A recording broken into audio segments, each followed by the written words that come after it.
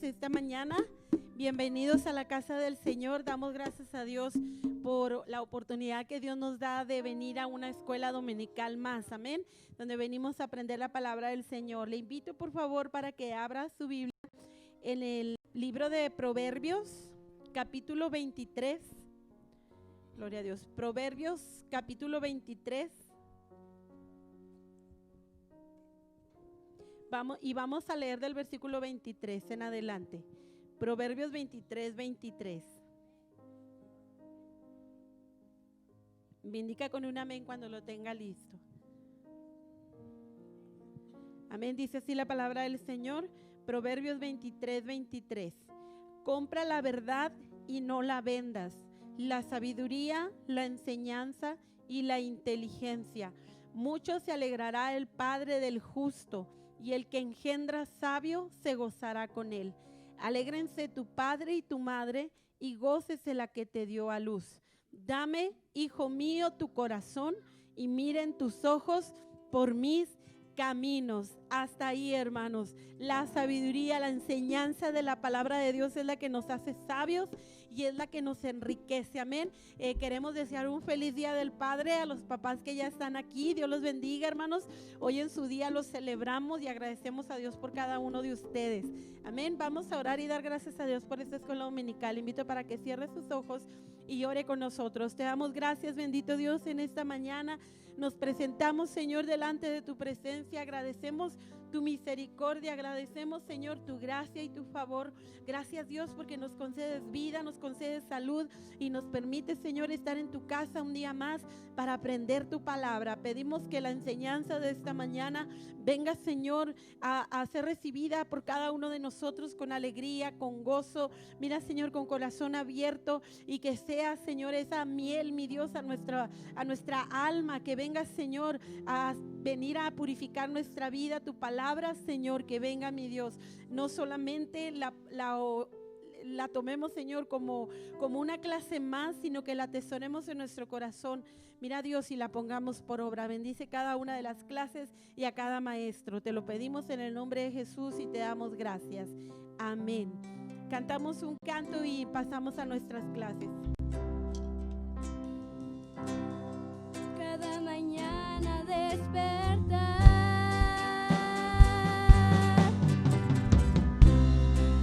y por la noche descansar. Agradezco tus bondades a mi vida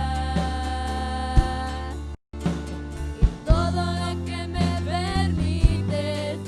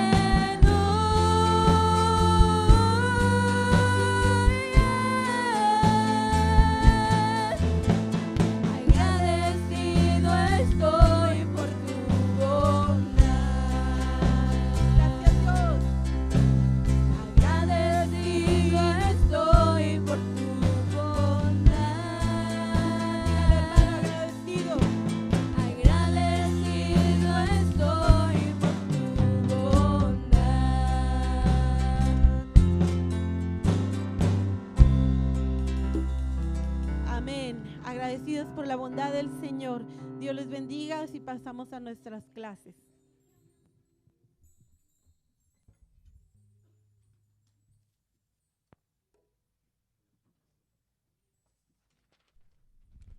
Muy buenos días, hermanos. Dios les bendiga en esta mañana. ¿Cómo están, hermanos? Siéntese, por favor.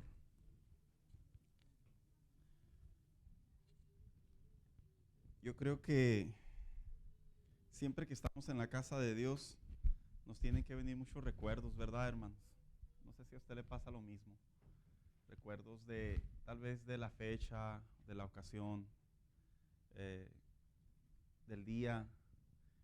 Y generalmente, a pesar de que los recuerdos hay de dos tipos, hay recuerdos que traen buenos momentos y hay recuerdos que traen no momentos muy gratos. Por el hecho de estar dentro de la casa de Dios, hermanos, todo se compensa.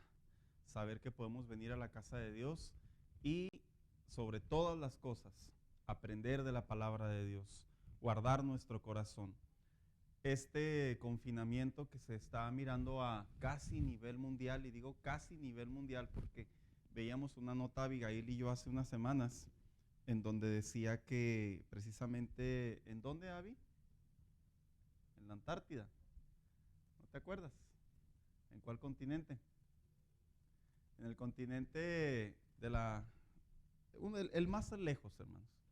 Precisamente decían que este coronavirus todavía no llegaba, porque obviamente es muy bajo el nivel de población y obviamente hay un frío extremo. Entonces, por eso digo que casi mundial, y mire qué bendición nosotros poder estar aquí reunidos en la casa de Dios con lo que nos corresponde de acuerdo a la ley, pero sobre todas las cosas, hermanos, saber que la iglesia no es una opción, la iglesia no es un lugar en donde venimos y religiosamente cumplimos con la conciencia o con la familia. Yo peleo mucho, no conmigo, con las personas, y no necesito que me lo digan, simplemente las actitudes, lo que uno escucha. Uno debate mucho porque la casa de Dios jamás se va a comparar, hermano, con una transmisión, jamás. Me preguntó en una ocasión, ¿para qué son las transmisiones entonces? Le dije, las transmisiones son la última opción para ti. Es cuando tú estás en la cárcel, cuando tú estás en un hospital, cuando tú estás en donde definitivamente eres inmóvil. Pero siempre que tú tengas fuerzas, siempre que tú tengas ánimo, siempre que tú tengas voluntad, lo único que hay que hacer es acercarnos. Si no hubiera sido así, hermano, de ninguna manera Dios hubiera desde sus inicios permitido o aceptado o promovido en el hombre la adoración, la reunión, el encuentro. Y lo digo no por los que estamos aquí o por los que no están aquí.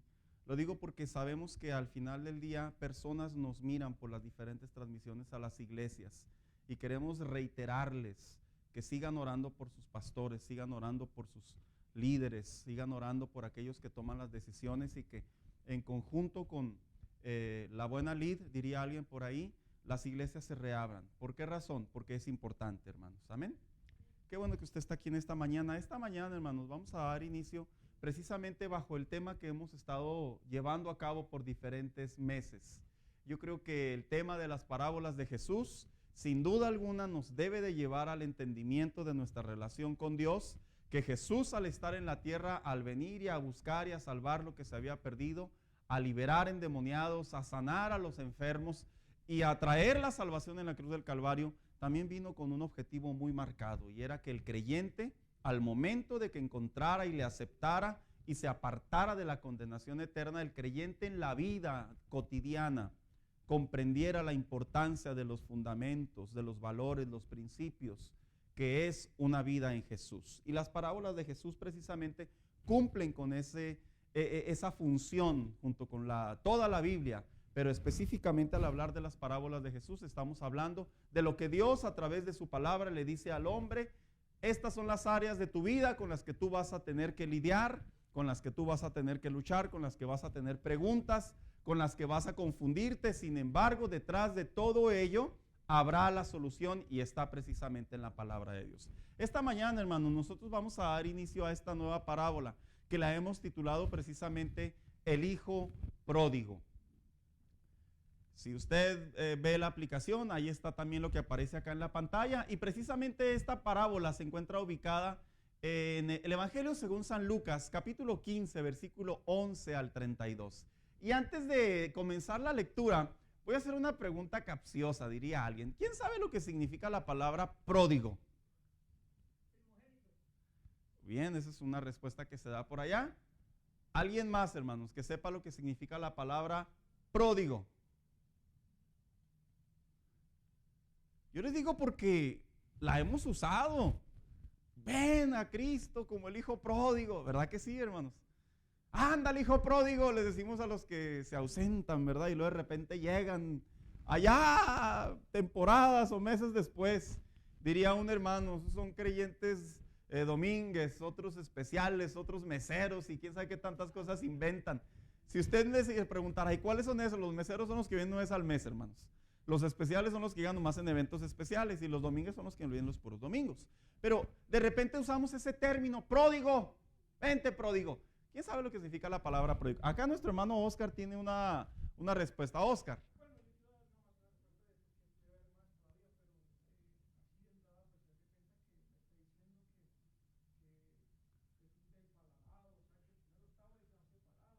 Sí. El número 10 en la consola. Gracias, Hernán. Sí, le decía que no es lo mismo que, por ejemplo, un hijo de Dios, Ok. que un día aceptó a Cristo y se ha apartado. Ok.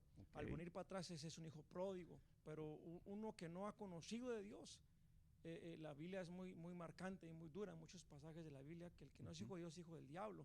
Muy Entonces cierto. esa es una diferencia de las que pudiéramos encontrar, darnos más oportunidad a los demás hermanos. Claro que sí. Bien, ¿alguien más, hermanos? ¿Qué significa la palabra pródigo allá? Nuestra hermana Ana por atrás. Pues si nos vamos a la ¿Al historia diccionario? bíblica, ¿verdad? Que ya la leímos, pues Ok. a alguien que malgastó, ¿no? El dinero que su papá le dio o la herencia, por decir. Bien. ¿Tienes la idea? Bien, hermano. La palabra, me gusta hacer a veces de repente estas definiciones cuando enseño, cuando predico, porque yo me doy cuenta que con el paso de los años vamos agarrando otras definiciones de acuerdo a la cultura, a la familia, a las circunstancias. Y algo que en mis tiempos, me recuerda de repente Eric, y ya no escucho mucho esa frase, algo que yo usaba mucho el diccionario Larousse, hermanos, mejor conocido en el bajo mundo de los maestros como el tumbaburros, ¿verdad? ¿Sí se acuerdan, hermanos?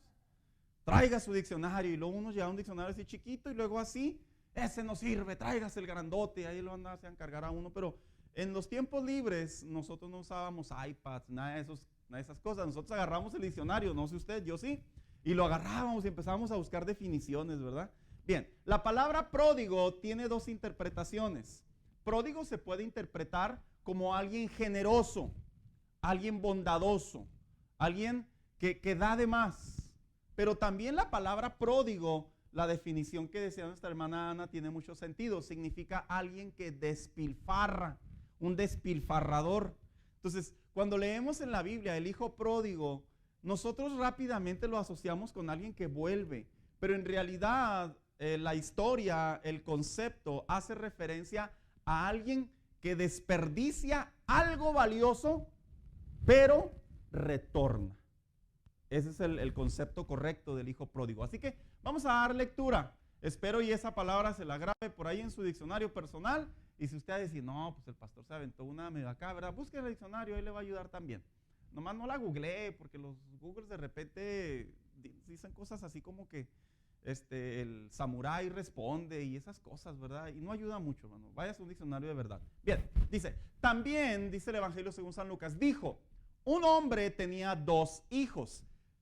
Quiero que preste atención a la lectura, porque así como cuando hablamos del buen samaritano encontramos palabras que en el castellano vienen de una traducción correcta del griego, aquí también hay palabras, por así decirlo, que pasamos por alto u ocultas, que nos van a llevar a comprender mejor esta parábola. Y el menor de ellos dijo a su padre, Padre, dame la parte de los bienes que me corresponde. Y fíjese, a punto y coma, ¿y qué dice? A ver. Otra vez, ¿qué dice? Habla en plural, ¿verdad? No dice, le repartió. Yo escucho mucho la gente dice, y le repartió, y por eso el hijo se enojó.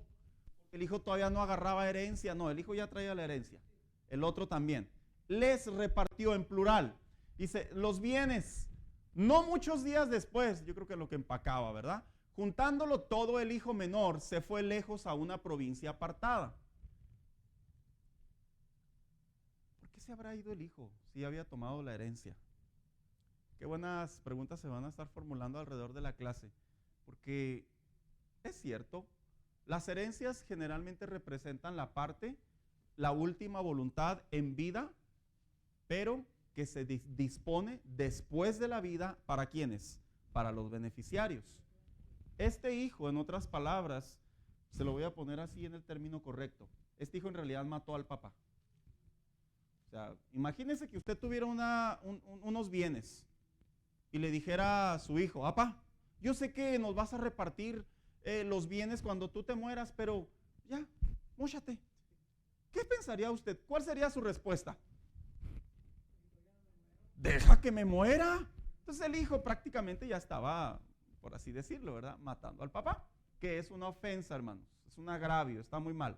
Y luego dice aquí, seguimos leyendo, una vez que tomó y juntó todo, el hijo menor dice que se fue lejos a una provincia apartada. Generalmente las palabras provincias, ¿qué vienen siendo? A ver, por acá dieron también otra definición. Lugares lejanos.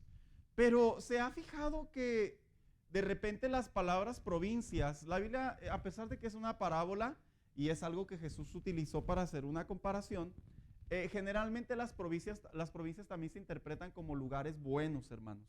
No meramente lugares pobretones, así, no, también se interpreta como lugares importantes. Y dice, y ahí desperdició sus bienes viviendo, ¿qué? Perdidamente. Y cuando todo lo hubo malgastado, vino una gran hambre en aquella, ¿qué? Provincia. Junto con el dinero que él llevaba, también la gente que le rodeaba se quedó sin dinero y comenzó a faltarle. Y fue y se arrimó a uno de los ciudadanos de aquella tierra, el cual envió, ¿a qué dice? A su hacienda, para que apacentase, ¿qué? No pierda de vista. Un judío y un cerdo no puede ser posible. De hecho, es imposible. Vamos a seguir leyendo.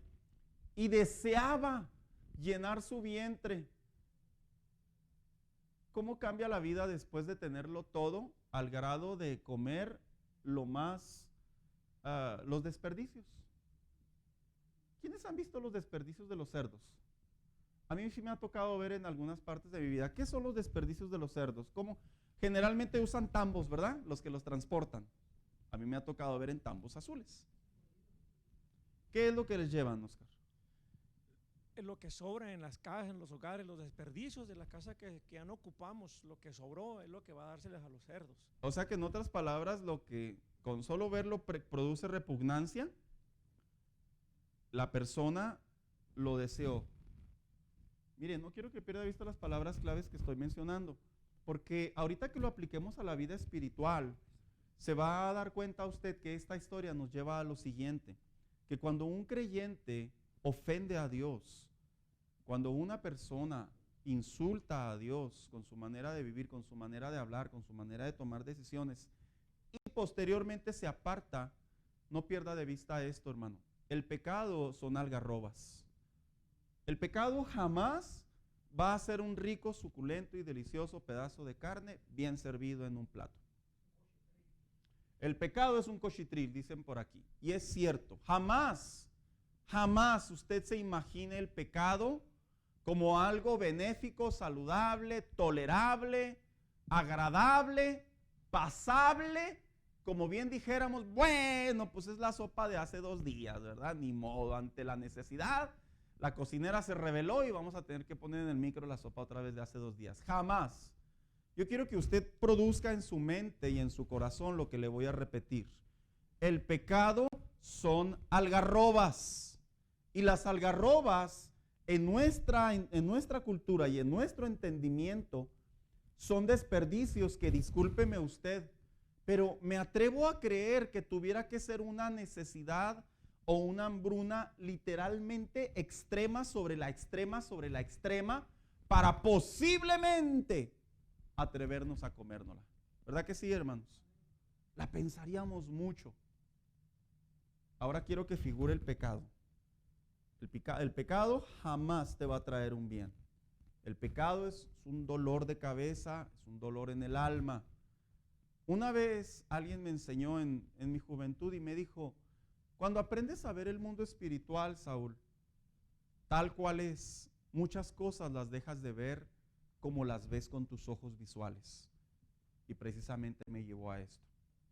Me dijo, el pecado no solo es destrucción, el pecado es amargura, es acidez, es tóxico, daña, perturba, denigra no solo tu vida moral, tu vida social, sino también tu vida espiritual. Y mire, hermano, a pesar de que todos los días luchamos con la carne para no pecar, yo sí pretendo que a través de esta parábola nosotros fijemos en nuestro corazón que lo que hizo este muchacho, lejos de ver el panorama que vino y se arrepintió, que es algo clave de la parábola, yo quiero que usted mantenga en vista lo que produce el alejarse o el apartar.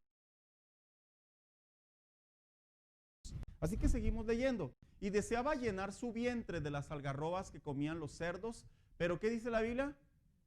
¿Por qué usted cree que nadie le daba? No, pero aquí no dice la Biblia que los cerdos no le daban. O sea, aquí no dice que los cerdos dijeron, no, tú búscate lo tuyo. Cuando la Biblia dice, pero nadie le daba, seguramente hace referencia ¿a quién? A las personas. Ahora, si hay un cerdo o un hato de cerdos que tienen hambre y un humano, ¿a quién creen ustedes que por lógica se le va a dar la comida, hermano? Es al humano ante la crisis. Pero si los lugareños o los de la provincia consideraban que no le podían dar el alimento de los cerdos, es porque posiblemente ni siquiera ellos no solo se atrevían a no comerla, sino a no compartirla. Mire cómo es el pecado y no pierda vista, porque todo esto es pura aplicación a la vida cristiana. Y lo dice aquí, y volviendo en sí, dijo, ¿cuántos jornaleros en casa de mi padre tienen abundancia de pan y yo aquí perezco de hambre? Qué interesante reflexionar. Me levantaré e iré a mi padre y le diré, Padre, he pecado contra el cielo y contra ti. No pierda de vista.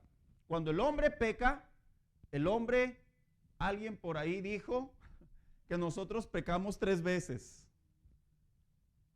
Pecas al cielo, pecas a tu prójimo y pecas sobre ti mismo. ¿Sabe?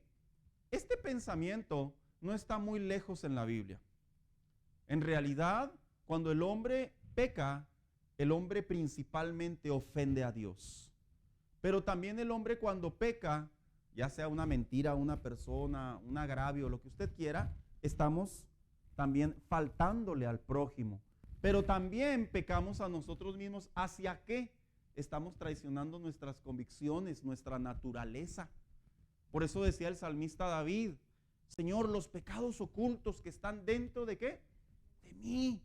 O sea, él mismo reconocía que posiblemente hay pecados en mí y no me he dado cuenta. Él no hablaba hacia el prójimo ni hablaba hacia Dios en otras ocasiones. Por eso le digo, cuando hablamos del pecado, muchachos, es algo serio. No es como que, ya sé que pecado no está bien. No, es que el pecado es algo serio. Ofender es algo serio. Caer en la tentación es algo serio. Rebelarte es algo serio. Jugar con la vida cristiana es algo serio. Por eso lo tengo que manifestar de la siguiente manera. Algunos dirían, no, pastor, como que casi nos está condenando. No, es que la realidad es esta, hermano. La Biblia es tan clara que nos da a entender que nuestra mente y nuestro corazón, las enseñanzas de Jesús, deben de producir un impacto para que nuestra vida cristiana crezca y se aparte de lo que no conviene. Así que dice aquí, me levantaré e iré a mi padre y le diré, Padre, he pecado contra el cielo y contra ti. Ya no soy digno de ser llamado tu hijo, hazme como uno de tus jornaleros. Yo creo que el arrepentimiento no solo es decir, la regué, pero pues aquí estoy, no, o sea, soy tu hijo, pues devuélveme todo. El corazón de este joven arrepentido todavía se atrevió a tomar la decisión de acorde a la historia de Jesús, de decir, hazme como uno de tus servidores. Porque algo que produce el pecado y el arrepentimiento es que produce quebranto.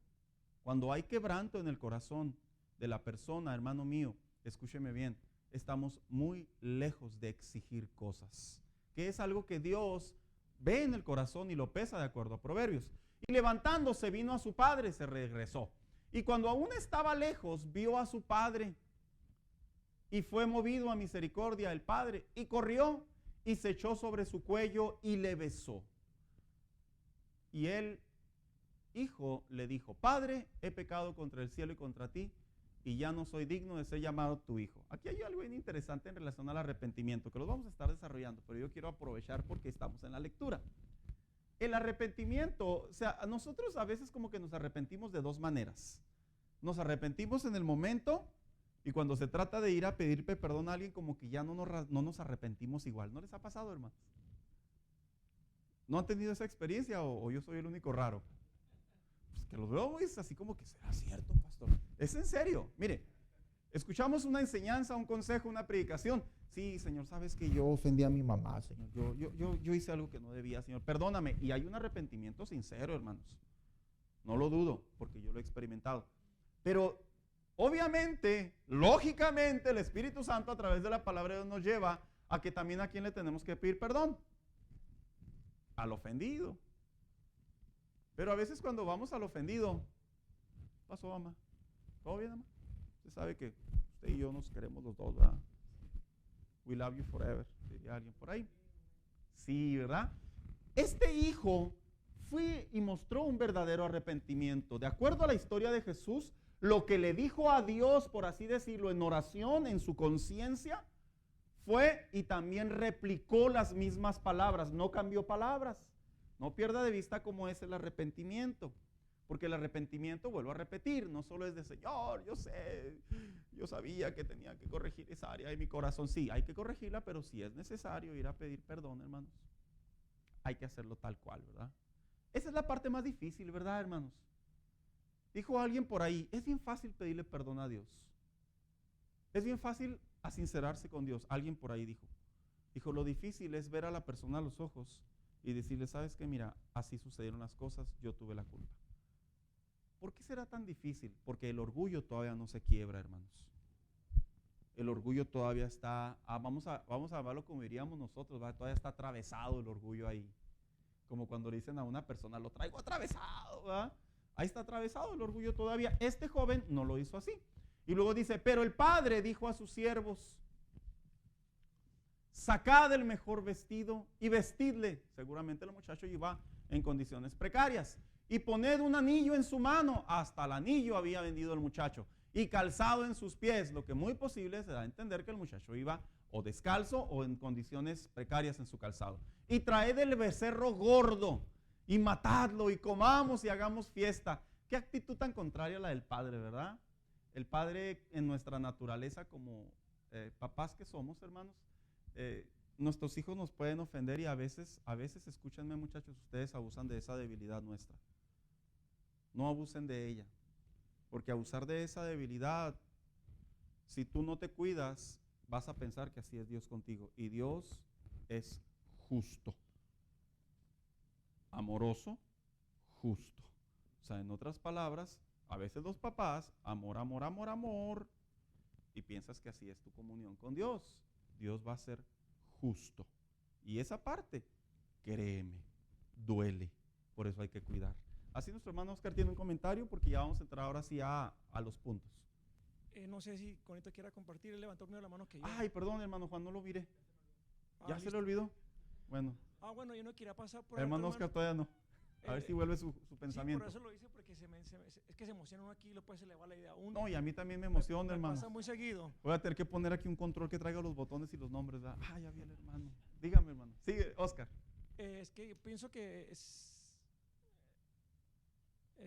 notorio porque yo me estoy pasando al anterior. Si recordamos cuando es que podemos volverlo a retomar. Esa parte que me impactó ahorita al leerlo ahí, no le alcanzo a ver hasta allá, pero lo poquito que le alcancé a escuchar y lo poquito que le alcanzo a leer, ya se completa el asunto. Sí. Pero vea, el asunto acá es que a mí me llama la atención, y mejor dicho es que me gusta, es que el hijo dijo, hazme como uno de tus jornaleros. O sea, él solo está haciendo el fruto de arrepentimiento. O sea, yo a mí me toca empezar abajo, porque qué chévere es que lo tiene en una posición y de ahí para arriba quiere que siga para adelante como si no hubiese pasado nada. Y eso es un aprendizaje bien tremendo, porque él solo se baja. Un hijo influyente de hoy en la actualidad no va a querer ponerse a la altura de los laboros, va a querer estar arriba donde cometió el error, de ahí va a querer empezar a echar para arriba. Y este hijo pródigo, él dijo, hazme como unos otros jornaleros. Y la otra parte es que no quiero pasar por alto, es que si mal no recuerdo, he predicado ya bastantes veces acerca del capítulo, y si no me corrige, porque en aquellos años, cuando en aquel tiempo, en aquella época, cuando le daba el anillo, es que haz de cuenta que a nuestra actualidad es como si el hijo, cuando comete el error, le da la tarjeta de débito, le da la tarjeta de crédito. No, la de crédito, entonces, que es la más peligrosa, ¿verdad? El asunto es cómo la sepas usar. Y Ya él no la sé. usó en aquel tiempo, era algo muy parecido a nuestros días, el anillo, a donde él podía ir, con el carpintero, donde el carnicero, aunque no trajera ese plata, con el anillo, este es hijo el de los dos ricos allá, o sea, como en los tiempos antiguos, el zapatero, el que tenía un oficio. Entonces, me llama la atención, número uno, es que él se pone en el sitio que le correspondía, porque está reconociendo que cometió el error. Dijo, hazme como los jornaleros. Y la otra es que para que ese número que se arrepintió, número dos, es de que para que llegase a agarrar otra vez el anillo y ponerse a la altura, él pensó, él me hace pensar a mí esto, que él se arrepintió genuinamente y dijo, hazme como unos jornaleros, porque más adelante ya se me va el anillo y me van a vestir de ropas finas y todo eso, como le correspondía a un hijo de este señor, pues, de sus dos hijos. Entonces no quise compartir eso. Y el anillo era una insignia, precisamente esa insignia representaba a qué familia podía pertenecer. Entonces había un prestigio.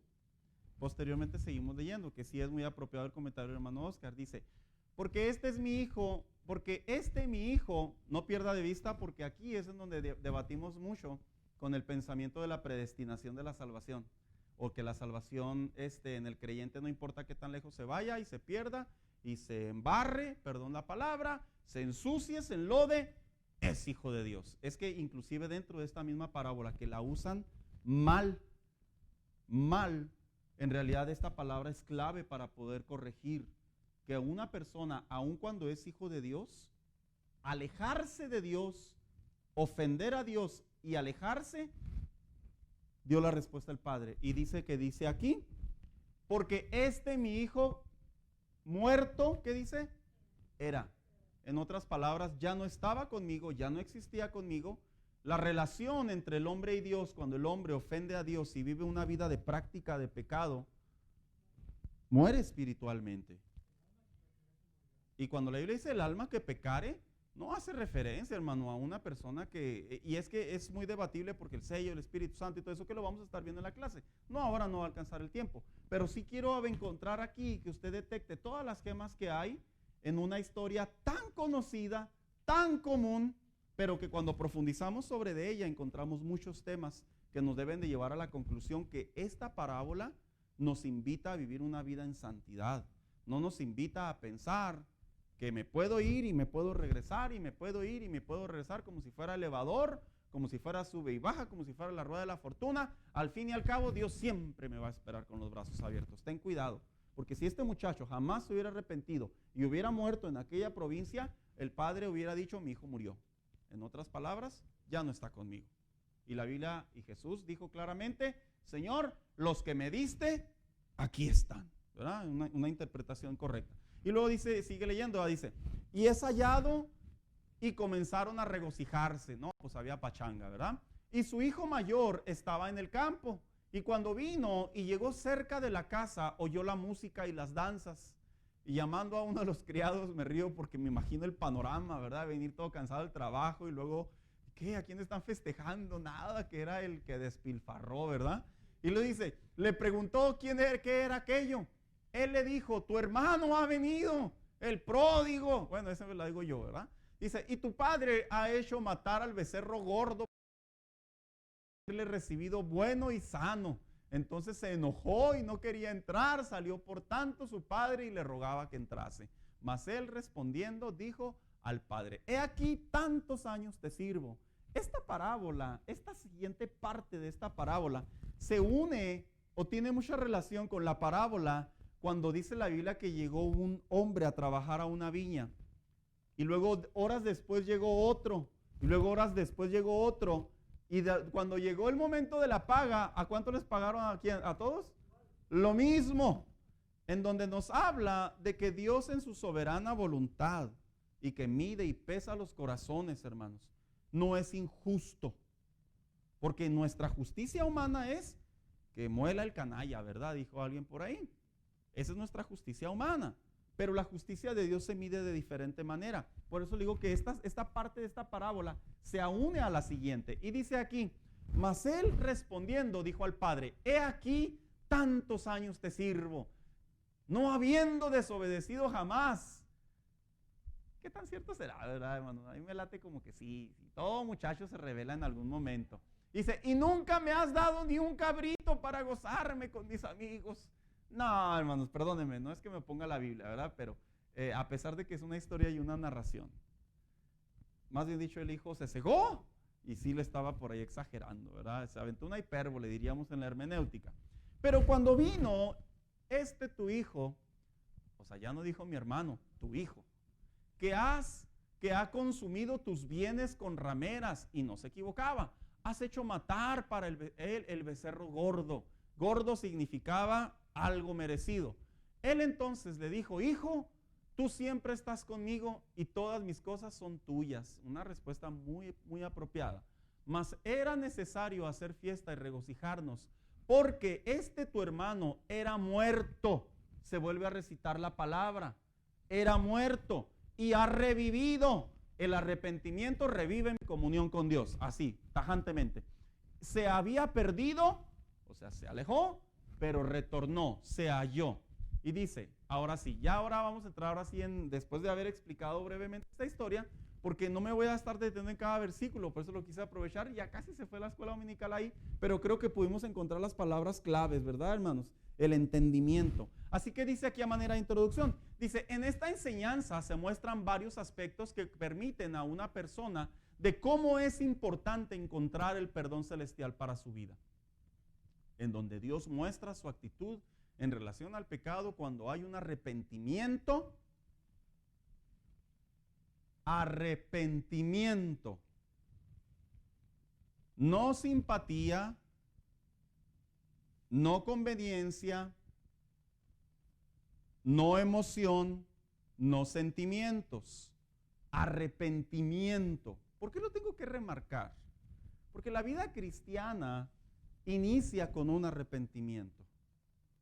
Es cierto, las personas cuando generalmente escuchan de Dios por las primeras ocasiones simpatizan con los valores bíblicos, con los principios bíblicos. Es cierto, las personas cuando asisten las primeras ocasiones escuchan el mensaje de la Escritura, sienten que les hace un bien, y cómo no, si el mismo proverbista dijo que es medicina para los huesos. Pero la palabra clave aquí es arrepentimiento. ¿Y cuál es el proceso a comprender para conocer la plenitud del perdón de Dios sobre nuestros pecados? Primera de Pedro 4:8, por favor.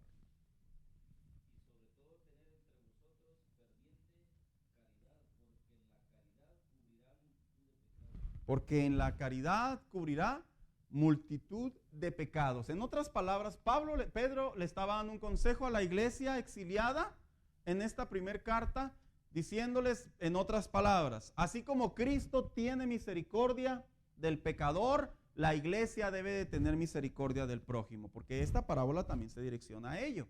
Se direcciona no solo a comprender el amor de Dios, la gracia de Dios, sino también cómo la debemos de expresar cuando somos víctimas. El padre era la víctima definitivamente. Uno, la misericordia de Dios. La misericordia de Dios es una actitud bondadosa de compasión hacia otro. Generalmente el ofendido hacia el ofensor, o desde el más afortunado hacia el más necesitado. Es uno de los principales atributos divinos. Es también un sentimiento de compasión por los que sufren, que impulsa a ayudarles o aliviarles determinadas ocasiones. Salmo 63:3, por favor. Mire, la misericordia de Dios, ¿bien?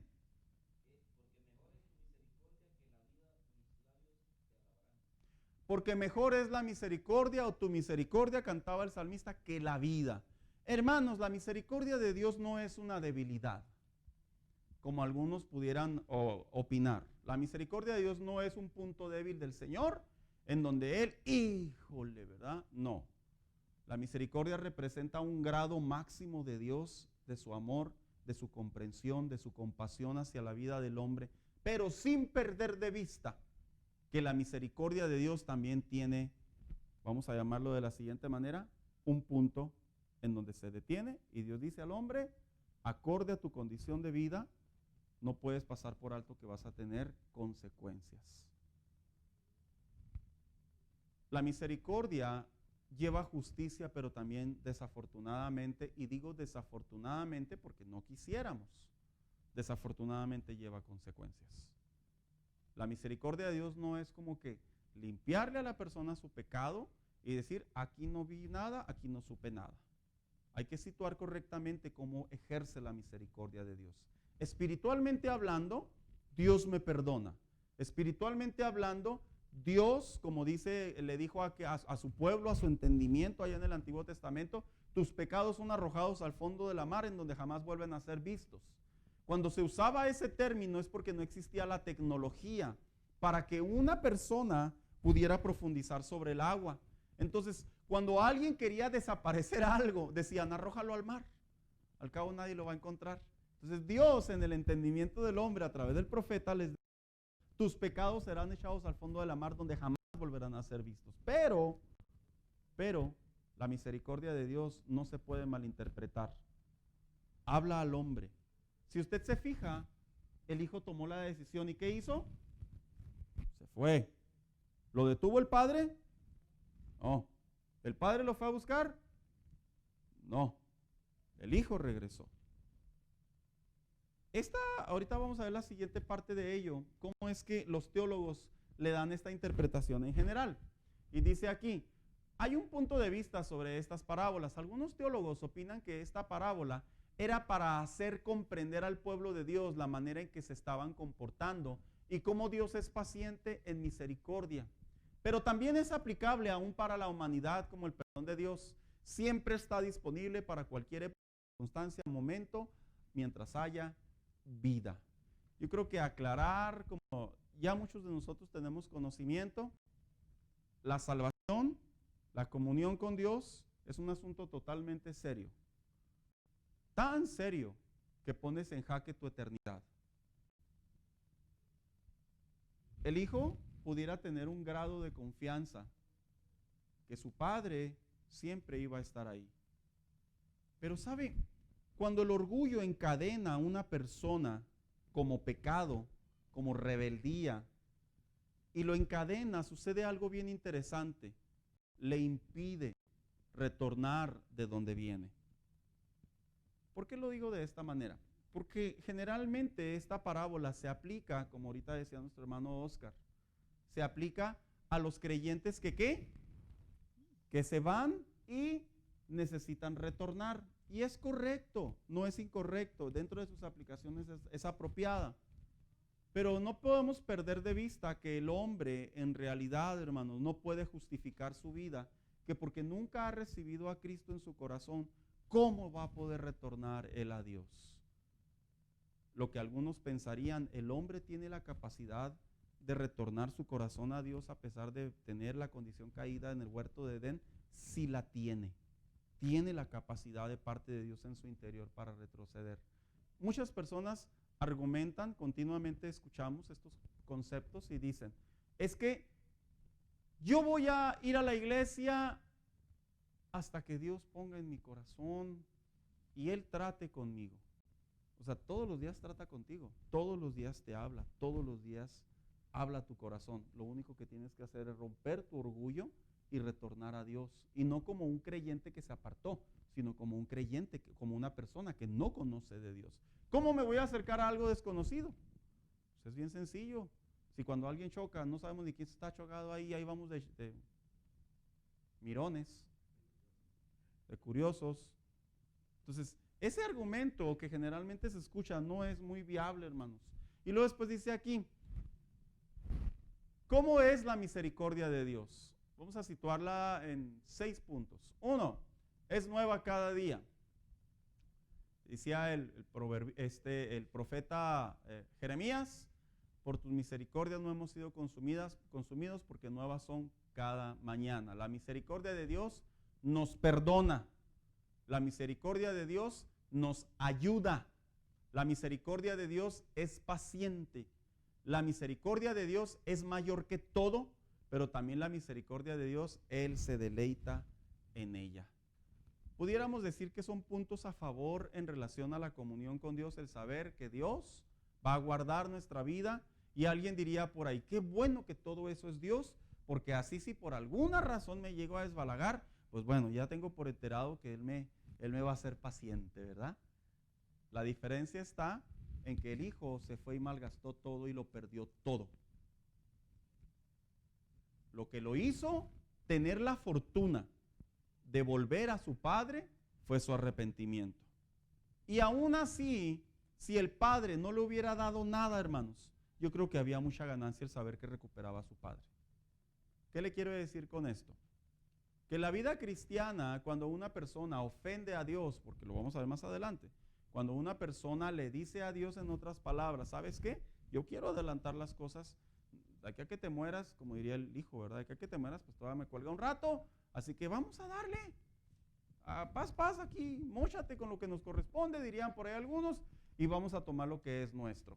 El hijo posiblemente sí podía figurar que el padre era bueno, pero eso no exime que las consecuencias de una desobediencia lo fueron llevando al grado de desear las algarrobas. Lo sitúo de esta manera, hermano, porque no podemos tener una vida cristiana en donde digamos, Señor, o sea, tú sabes que no ando bien, Señor, pero guárdame. ¿Sí me explico?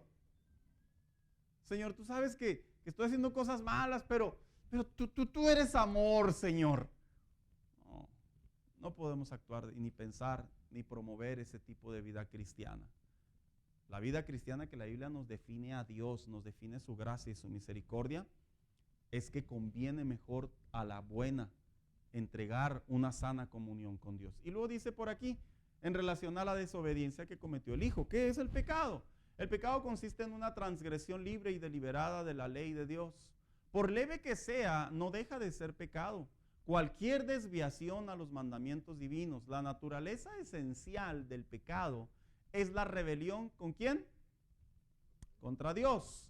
La verdad es que el pecado, tal como se define en las traducciones originales de la Biblia, significa, ¿qué dice ahí? Perder el camino.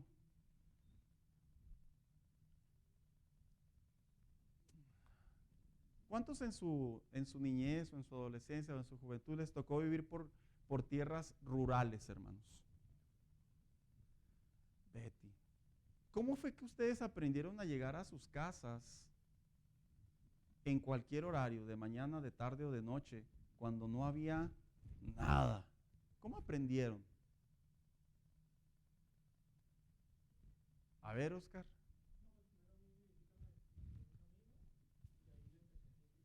Ok, te enseñaron el camino y de ahí le diste. Y luego, ¿nunca te llegó a pasar la experiencia que, pues vamos a ver si hay otro camino?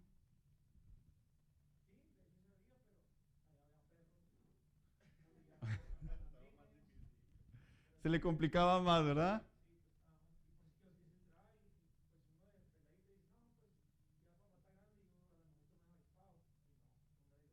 De todos modos, aunque ya habías crecido, te diste cuenta que...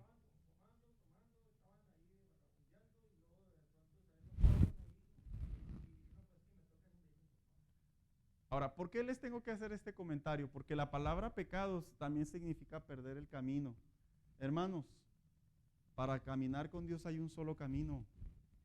No hay dos parecidos, ni tres, ni combo, ni una con queso y dos de azúcar. Es solo uno. ¿Por qué lo tengo que especificar de esta manera? Porque ¿a quién no le ha dado ganas de repente en la vida cristiana? No son las que ya hemos aprendido de la palabra de Dios. A todos hemos tenido esas sensaciones o esas tentaciones. El que diga que no, pues posiblemente no ha logrado diferenciar.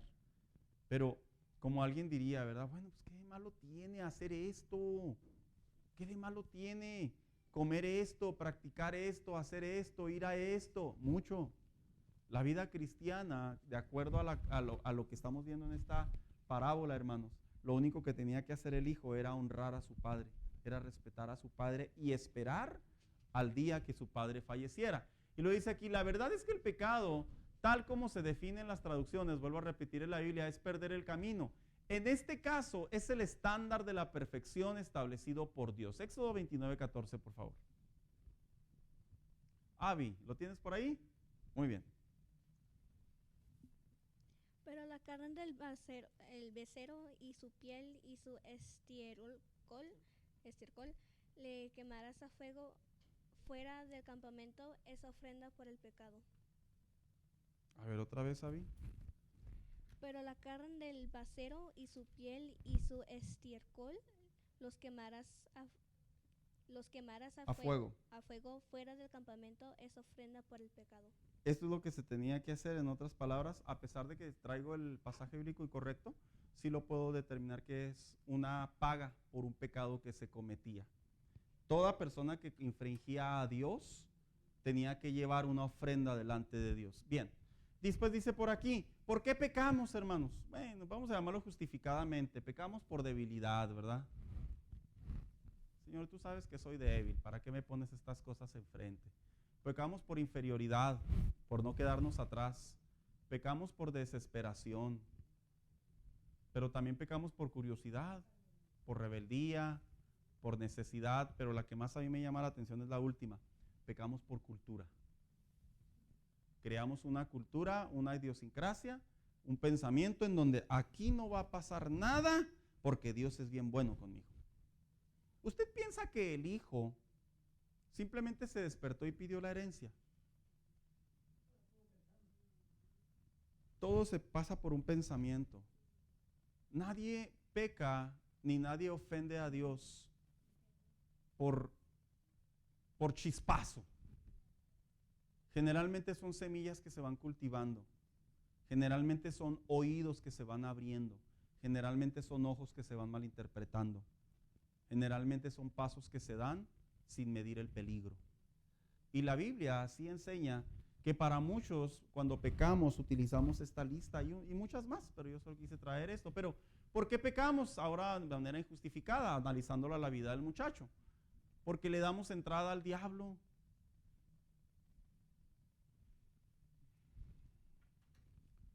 El cristiano, cuando peca y piensa que la misericordia de Dios todo le va a salir bien y él va a estar ahí, generalmente le damos entrada al diablo, hermanos.